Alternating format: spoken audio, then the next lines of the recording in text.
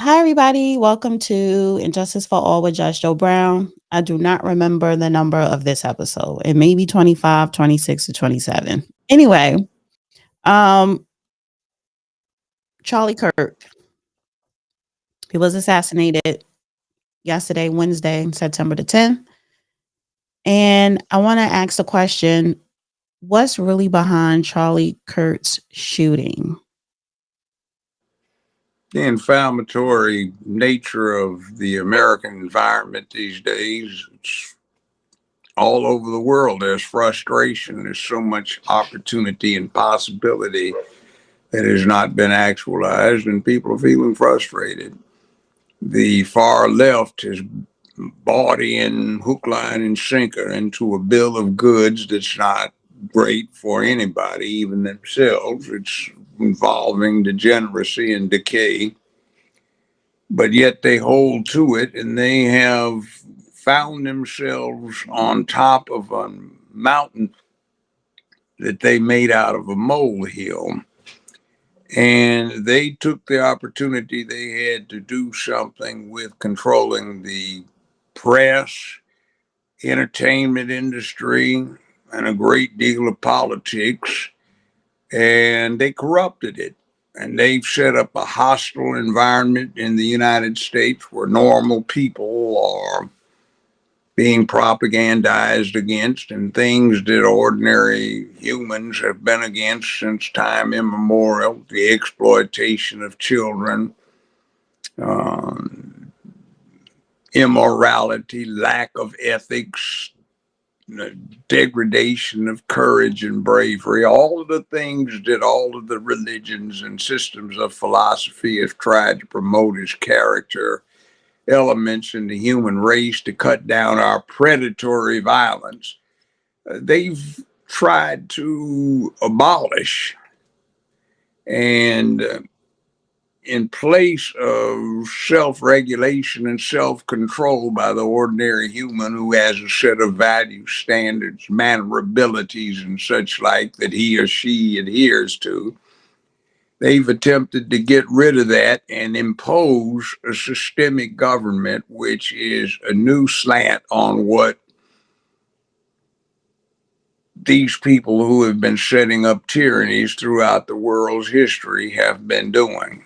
So it's bad, and it's causing an existential disconnect with the realities of living in a republic like we do, where there's supposed to be liberty and freedom, and what they've been doing under the guise of that, but actually trying to impose an ironclad corruption and censorship of any ideas that are outside that of their cult, which is in effect a religion. Most people don't recognize it as such because they're not talking about gods, but then again, neither does Buddhism, which is an ancient and honorable religion, but it deals with a philosophical view of the world.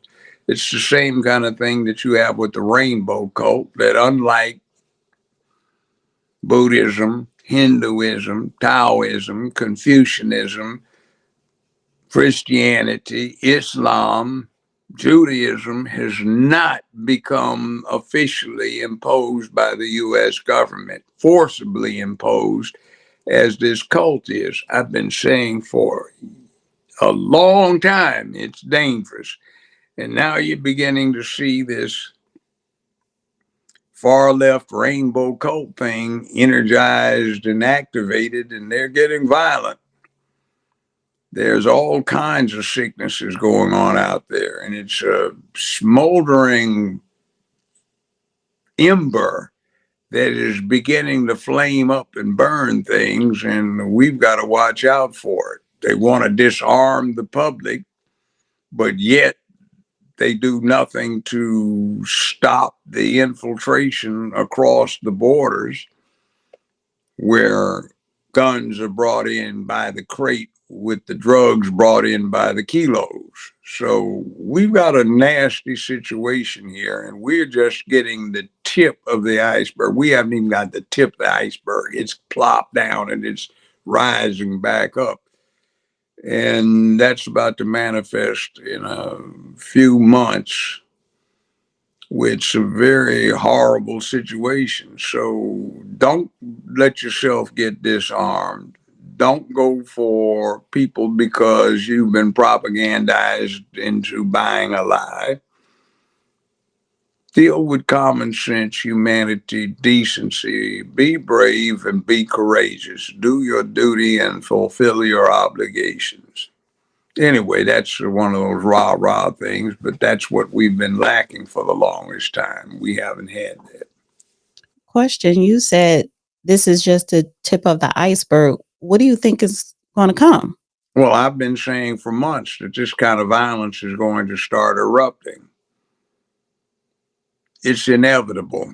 For the last several years, you have had the BLM thing, the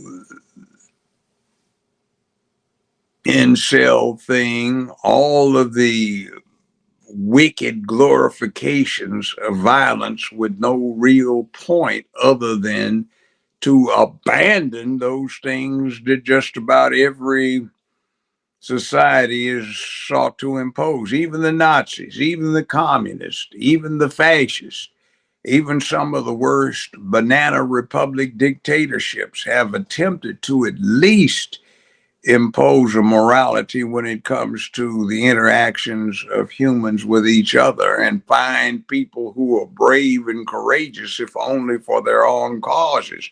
This group has been trying to badmouth bravery and courage. It's been trying to emasculate the public, and essentially, there's never been any kind of movement of any sort that has attempted to emasculate the respective republic or the respective government or the respective monarchy, principality, dictatorship, or whatever. You've never had that. And anytime you try to destroy the influence of 50% of humanity, you've got a big problem. Do you think Charlie Kirk is a martyr? You can call him a martyr, but that's a different kind of thing. This is a casualty in what is going to be the start of something very big and very bad. And do you call the first people who died when Fort Sumter was attacked or the consequences immediately after that as martyrs or as the first casualties? Do you count those who died at Pearl Harbor or 9/11 in New York as martyrs or as the first victims or casualties of a new conflict? So let's go back in history a little bit because, I'm 48 and you are in your 70s. And when you say, 30 years older than you, so go ahead. yes. So when you say tip of the iceberg, more violence, probably political violence is to come. Have you experienced that in your years growing Yes, up? I saw what happened in the, I was in high school when the 60s started. So I was in college in the mid 60s when it hit, and I saw the transition between, well, the rest of this hasn't gotten us anywhere. We might as well be violent, and act after act got bigger and bigger and bigger until people got inured to the possibility of or the manifestation of violence. And it's sort of like I noticed when I was being a criminal defense lawyer and then a criminal court judge. What you get is somebody starts off small and it gets easier and easier and it gets bigger and bigger and worse and worse. It's like killing people. The first time an ordinary human kills somebody, it's usually pretty tough on them, but it gets easier. And for some people, it just gets too easy. And that's the same with a society. Some segments find it difficult, some get inured to it. So by the time you get open hostility and conflict and manifested violence. It is at that point something that is not only accepted in a sense, but expected in a reality. So the media keeps pushing it, and it is the same kind of process as this other one that says if you tell a lie long enough and loud enough, you can get anyone to believe it. Well, if you keep pushing a proposition enough, people will at least start subconsciously accepting the proposition that this is not abnormal, it's a normalcy. So, it being a normalcy, it is to be expected. And when it is to be expected, it is not surprising when it occurs. When it is not surprising when it occurs, it becomes expected. And then when it becomes expected, it becomes legitimate. First Amendment, or First Amendment is freedom of speech, correct? That's right. Amongst other things, freedom of assembly, freedom to Is that petition for grievance. is that under threat? Yes. In the name of protecting from the violence that has been engendered by what the far left has been up to in pushing their degenerate agenda, they have said that speech has become too free. It must be squashed, quashed, so that the people can be protected from, what do they call it? Hate. And you can never protect from hate because it's a state of mind. And there's no way you can get in somebody's head and twist the knob and say, you shall not hate. They do or they don't. And when they start saying it's a hate crime, it gets interesting. I made a remark to you about this rather disconnected Twitter space, X space, we did at the beginning of this week. And I said, the people that were on there advocating for hate crime, a lot of them, by what they have said, if they ever got in a position where they had to do something like self-defense or defend a third party, they would be in sore jeopardy of being prosecuted for a hate crime because of what they've said on the net. Remember, you say something on the net, the social media, it doesn't go away. Even if you take it down, it's still out there.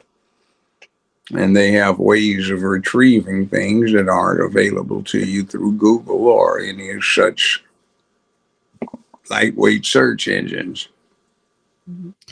Do you think this was well, I want to get into political violence. Do you think this was like a setup or a professional hit? It's not a professional hit. Any typical hunter could do that shot. It was about 200 meters away. That's typical of it, what a deer hunter will do. The target you're shooting at into the deer is about like that at 200 meters. That's the length of two football fields, let's say. And any person who's got a hunting license and has gotten out in the field and brought back Bambi to enjoy a nice venison dish, he can take it. And the person, remember, didn't shoot the neck, it's near the neck. So they didn't hit a specific target. They were just shooting for the triangle, which is a bigger target at 200 meters than your typical deer hunter is taking. It is raw, basic qualification. America is a nation of riflemen. That's why we have the NRA, National Rifle Association, which was founded after the Civil War because they discovered that your typical northern boy who had spent most of his life in an urban environment didn't know how to shoot nearly as well as the southern boy who had spent his life out there hunting in the wild. So they wanted to promote proficiency, and all through the world The average American military recruit is known to be a much better shot than all but the specially trained special operational types for everybody else's foreign foe. That is not an accurate shot. I mean, not an inaccurate shot. It's not a difficult shot. You don't take a pro to do that, but it could be. But I suspect what it is that the far left is a lot more organized than the far right, because the far right has been operating with the assumption that the Bill of Rights is important, that there's going to be dissent. You can get all worked up about it, but it's not something that you want to destroy by any means necessary, which is the mantra of the far left. That's a carryover from the mid 60s and some things that go back 100 years beyond that. You can go to Marx, Engels, Lenin, and Trotsky and stuff more than 100 years ago, which are the historical antecedents for what's done right now. The phrase in politics, governance, diplomacy is an enhanced edition of there's nothing new under the sun, so to speak. And that's what you're getting. So we have a lack of familiarity with history, politics, diplomacy, international relations, and not just history, but a thing separate and above and beyond called the historical process.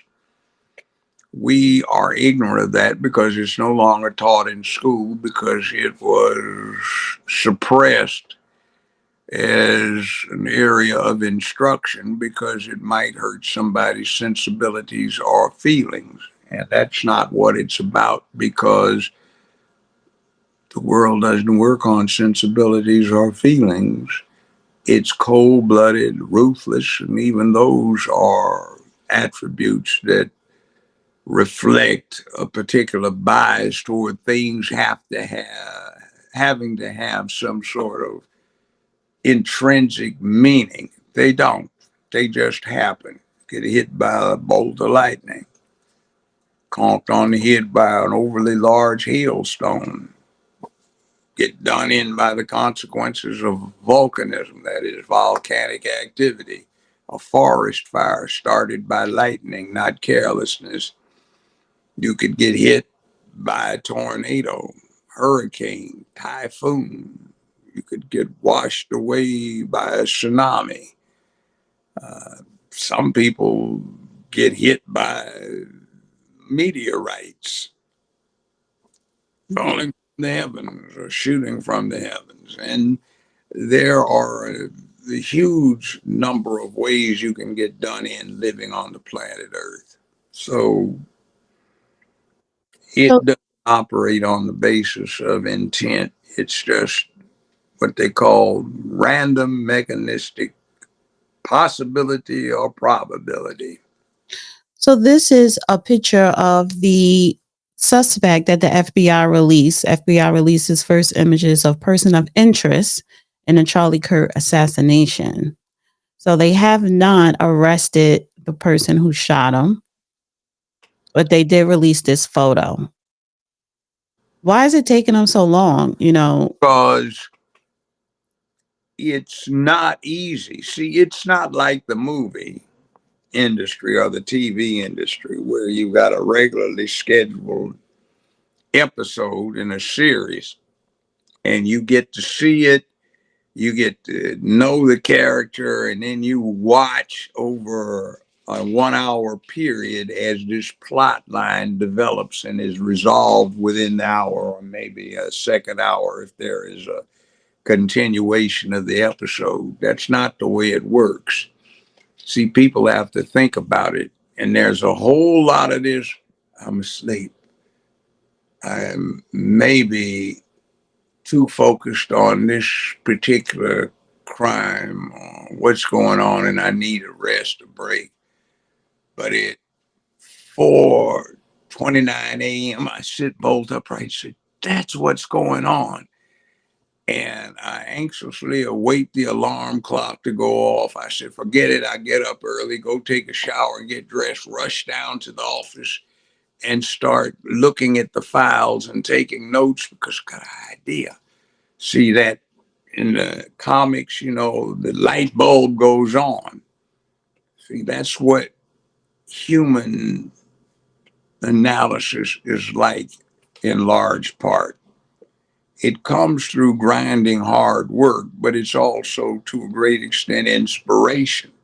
And the other thing is looking at everything in light of our habituated customization to Sherlock Holmes or somebody like that, a modern edition, Perry Mason, a detective who brilliantly comes up with something. But see, most people aren't that smart, so they fumble and stumble and oftentimes miss the obvious. Murder cases, for example, somebody's supposed to be laying down on a concrete apron, the driveway. Somebody walks over and supposedly shoots him in the back 4 times, and the bullets are supposed to completely penetrate his torso. So they want to say this guy came over and shot him in the back. Well, the defense, being a bit more intelligent and wise than the prosecution, says, hey, where are the markings for the bullets that went all the way through the body? There are no lead splashes, no traces of a bullet impacting concrete.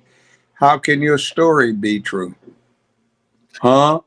Oh, you didn't think about it. Well, instead of this guy standing over the victim and shooting him in the back 4 times while he's laying on the ground helpless, how about we just take this and flip it around and put it on the diagram? Over here, you find 28 spent 9mm casings about 15 to 20 yards back where your 4 witnesses were standing. And the guy that they are saying that your defendant stood over and killed, he was on his left side propped up with a gun himself. He shot through the upper part of the lower back. That's very consistent with the line of these cases and where your witnesses were standing. How about the theory being not the defendant shot the victim, but your own witnesses shot their own guy by accident? So, last question. Are we desanitized now as a country? No, Because the video, everything is on video. The actual shooting, you see when he was shot with the bullet in his neck and the blood gushing out. He's fall like that's all over the internet, all over X. And we're not desensitized. We are still sheltered. Think about the millions of people, tens of millions of people who were in Germany, Italy, England, France, Russia, or the Soviet Union, who up close and personal walked out of the street on the way to work before the bodies got disposed of after the bombing raid by the RAF, the Luftwaffe, um, the Russian or the Soviet Air Forces, or in Japan by the U.S. Army Air Force with its B-29s. Think about Tokyo. On at least 2 of the raids on Tokyo, 240 some thousand people were killed each night, essentially burnt up, asphyxiated, or roasted by the firebombing attacks that the U.S. government pulled off on Japan's Tokyo at the end of World War II. That's before they dropped the bomb. They only got 85,000 at Hiroshima or Hiroshima, depending upon how you pronounce it. So 3 times as many were killed in 3 raids on Tokyo, firebombing raids. U.S. Army, Air Force dropped the list of leaflets all over Japan. It listed this is the next area we're going to burn up and completely destroy. If we were you, we'd move. And then they'd get them a day earlier so they wouldn't have a chance to, but it was psychologically devastating. So, I mean, what about all of these people? The American Civil War was fought over the issue of slavery, no matter how they wanted to gloss over that fact at the beginning of that Civil War. But if you take all of the American casualties suffered in the Middle East and the sand pile over the last 35 years, you take what happened in the Nam, you take what happened in Korea, you take what happened in World War II, World War One, the Spanish American War, the Mexican American War, the Revolutionary War, the War 1812, all of the wars on the frontier. They don't even add up close to the total of the casualties in the Civil War. What about all of the people in America that had to deal with that? Whether you're up far north, in the north, in the central United States at the time, in Kansas and Missouri with the guerrilla activity up there. What about on the East Coast with the activity around Washington, D.C. and Richmond, Virginia? What about the huge slaughter that is going on? You can go to a Civil War battlefield, Shiloh, for example. You look at the plaques, and they had more people killed in a few hours over several days, 2 days, than typically were lost in an American combat. Or you can go talk to people. I did. My father was there.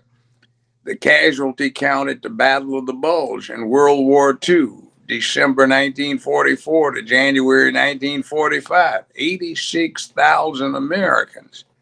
86,000. That's in one battle. And what's the casualty count immediately with Vietnam?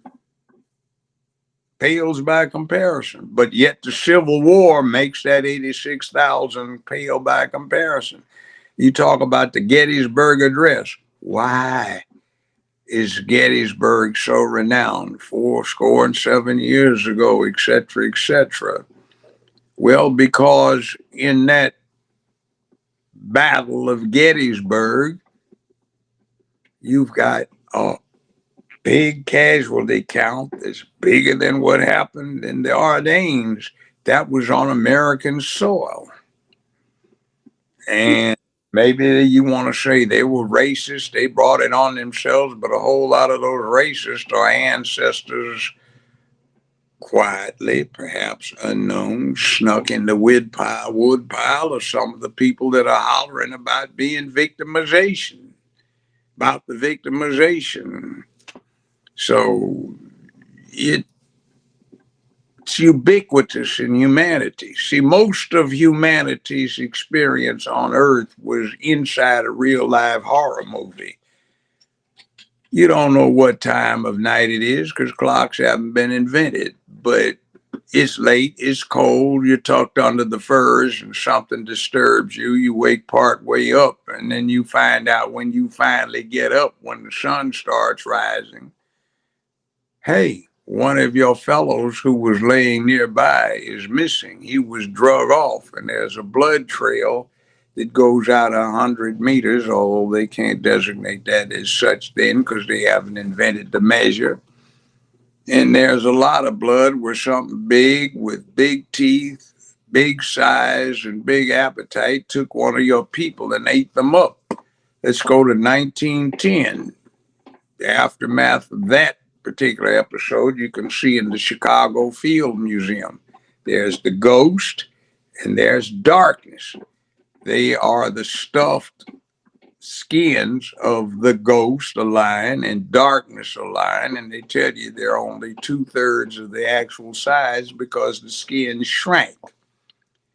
And Ghost and Darkness killed and ate up more than 120 railway workers who were building a railroad through Kenya after the 20th century had started.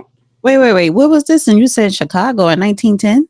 No, this is the mounted pelts of the Ghost and Darkness, two lions that killed more than 120 railway workers in about 1910 in Kenya. These two lions are stuffed and mounted, but they are only two-thirds their size because they shrank, the skins did.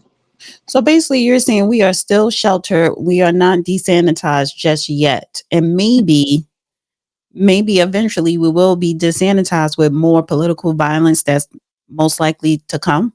It periodically occurs. American history suggests that we have cycles of intense violence about every half century or so. And it's been a little more than a half century since the 60s ran down, where we had violence. And right before the 60s were the teens, when we had this series of huge, violent race wars all over America. The ignorant just talk about Black Wall Street and Tulsa, Oklahoma, but that was only one of approximately 123 incidents. The biggest was in Washington, D.C., and lasted a whole week. And literally, they had to call out the U.S. Cavalry to stop it. And it's unique because it just happened to coincide with some black veterans having an association meeting there, and they weren't a year out of the trenches in France, and they were used to killing. So when the mess started, they got guns smuggled into them by the Pullman car porters from Baltimore, and they got on the roofs of the tenements that the rioters were attempting to burn down, and they started sniping. And this is one instance where more white people got killed in the riot than black folk did. But nobody talks about that because the fixation these days is on victimhood. I want to play Trump's. He issued a statement at the Oval Office. So I want to play that. And then I want to play the clip of these nasty Democrats in Congress, which I thought was very disrespectful. And I want to have you I comment. And think that'd be it. race that anybody representing any of the congressional districts in the United States of America would comport themselves the way we saw them do in Congress. Yeah. So I want to play this clip here, have you comment, and then I'm going to play the Congress clip and have you comment, and then that'll be it. To my great fellow Americans, I am filled with grief and anger at the heinous assassination of Charlie Kirk on a college campus in Utah. Charlie inspired millions, and tonight, all who knew him and loved him are united in shock and horror. Charlie was a patriot who devoted his life to the cause of open debate and the country that he loved so much, the United States of America. He fought for liberty, democracy, justice, and the American people. He's a martyr for truth and freedom, and there's never been anyone who was so respected by youth. Charlie was also a man of deep, deep faith, and we take comfort in the knowledge that he is now at peace with God in heaven.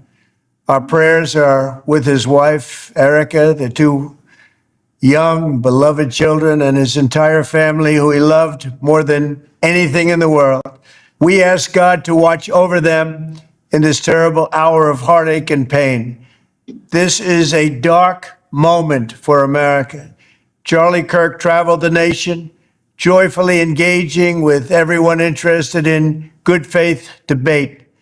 His mission was to bring young people into the political process, which he did better than anybody ever, to share his love of country and to spread the simple words of common sense.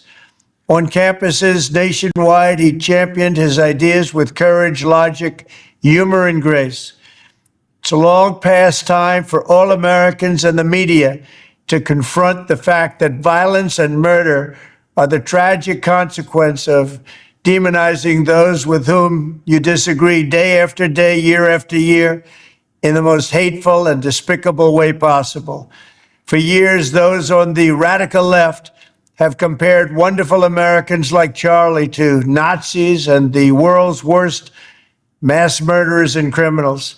This kind of rhetoric is directly responsible for the terrorism that we're seeing in our country today. and it must stop right now. My administration will find each and every one of those who contributed to this atrocity and to other political violence, including the organizations that fund it and support it, as well as those who go after our judges, law enforcement officials, and everyone else who brings order to our country.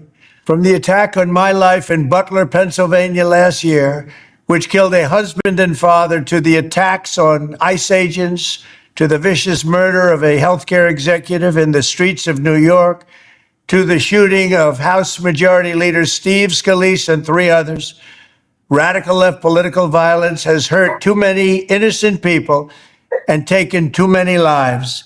Tonight, I ask all Americans to commit themselves to the American values for which Charlie Kirk lived and died, the values of free speech, citizenship, the rule of law, and the patriotic devotion and love of God. Charlie was the best of America, and the monster who attacked him was attacking our whole country. An assassin tried to silence him with a bullet, but he failed, because together we will ensure that his voice, his message, and his legacy will live on for countless generations to come. Today, because of this heinous act, Charlie's voice has become bigger and grander than ever before, and it's not even close. May God bless his memory. May God watch over his family. And may God bless the United States of America. Thank you. That was a very good speech. So I want to play this next clip and get your reaction. Services, gentlelady from Colorado, rise.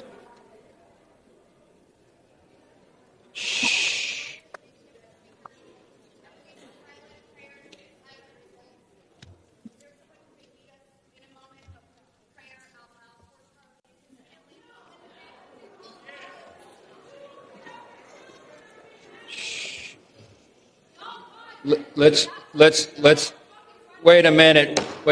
The House will be in order. The House will be in order. The House will be in order.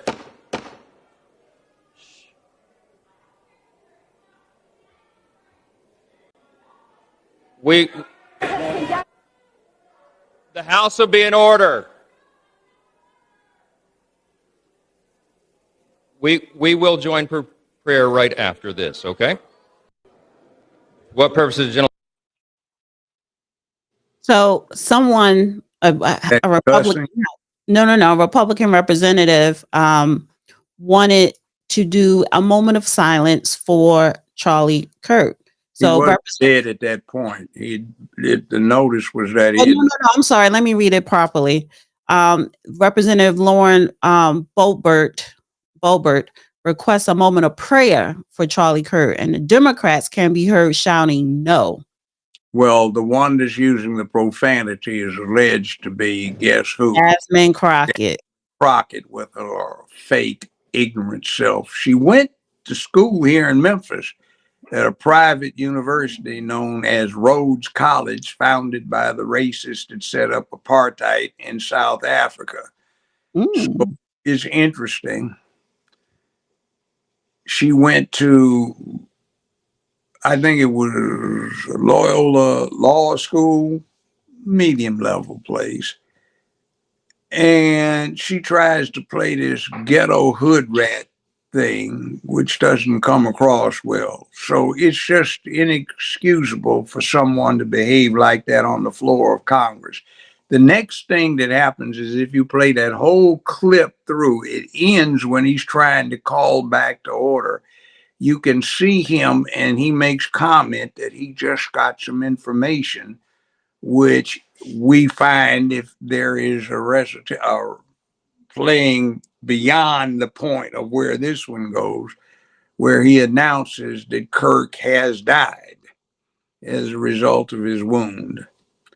So it's rather bad. Now, I don't approve of a whole lot that a lot of people say. I think a lot of it is just crap.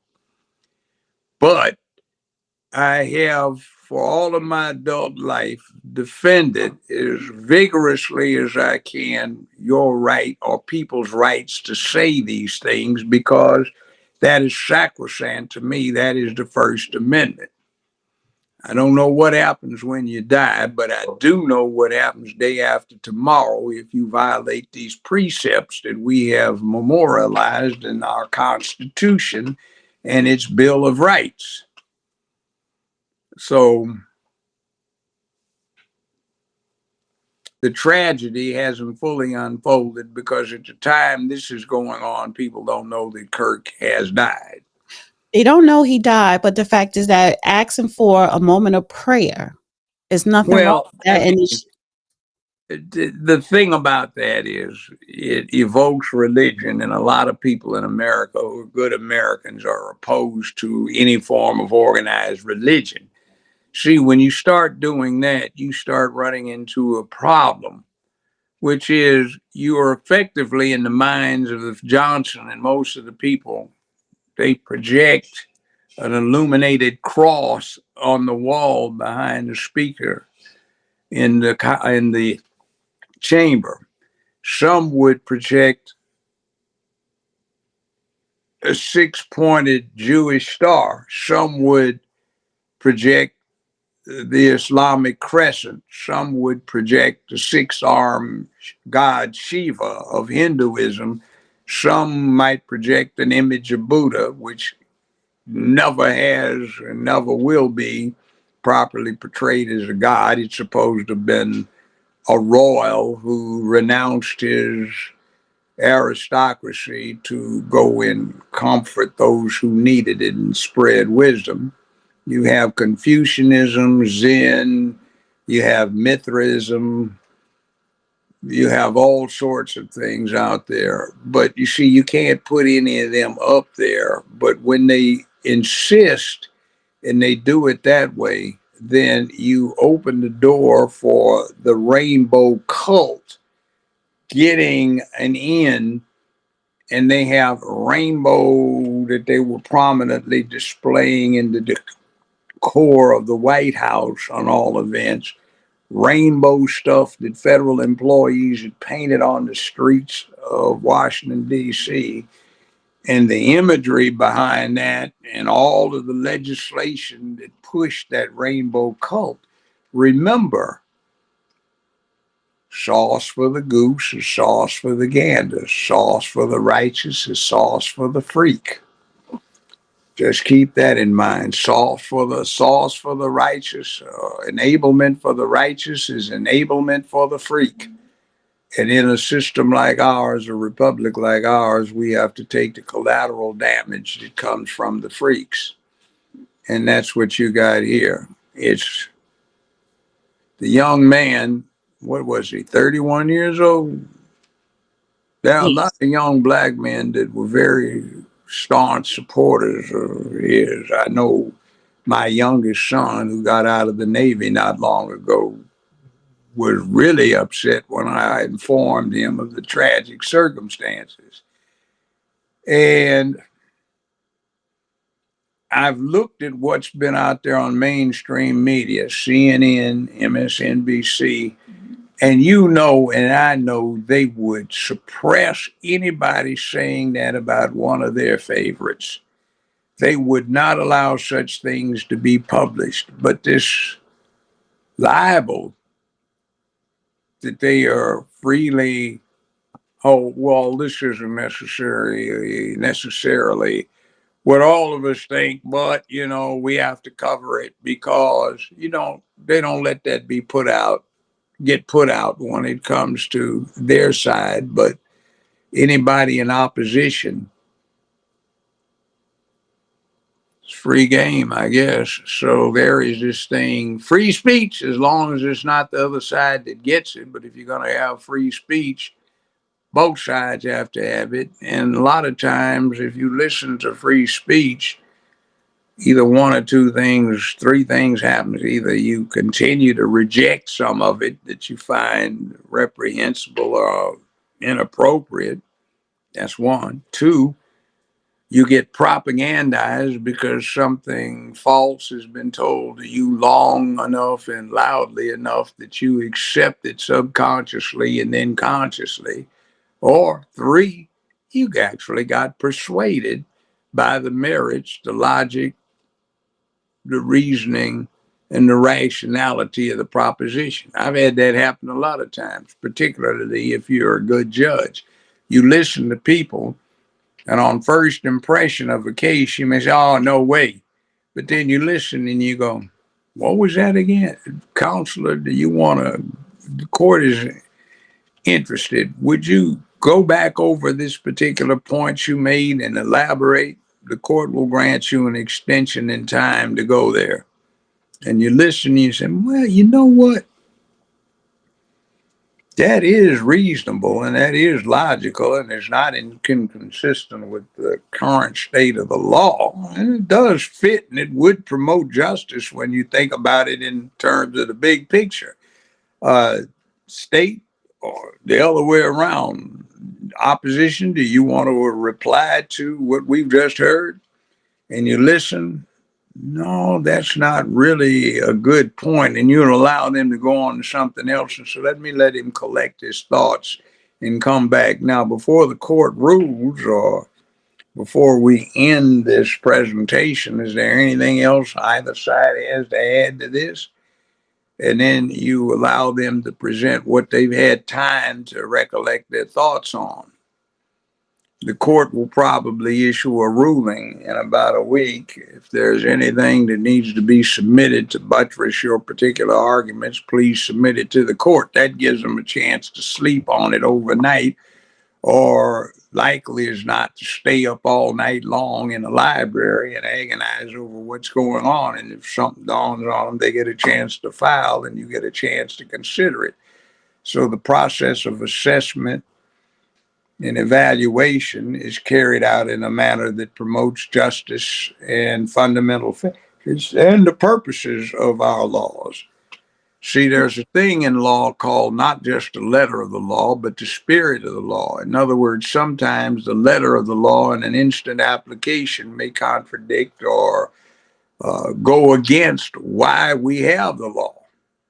And that's something that is particularly hazardous about hate crimes. We have a law that says there is free speech because, and then you come up with something that says, but we have to protect these helpless people. But when you protect these helpless people, you wind up undercutting rules and regulations that are set up to prevent disasters from happening. So it is a consideration that you always must take into context when you want to do something that you think is right. Sometimes it's not so much protecting the weak as encouraging the weak to get stronger. Did you ever see 13th Warrior with Antonio Banderas when he played the Arabic ambassador to the Vikings? And he picked up the sword and he said, this is too heavy. And the Viking warrior said, grow stronger.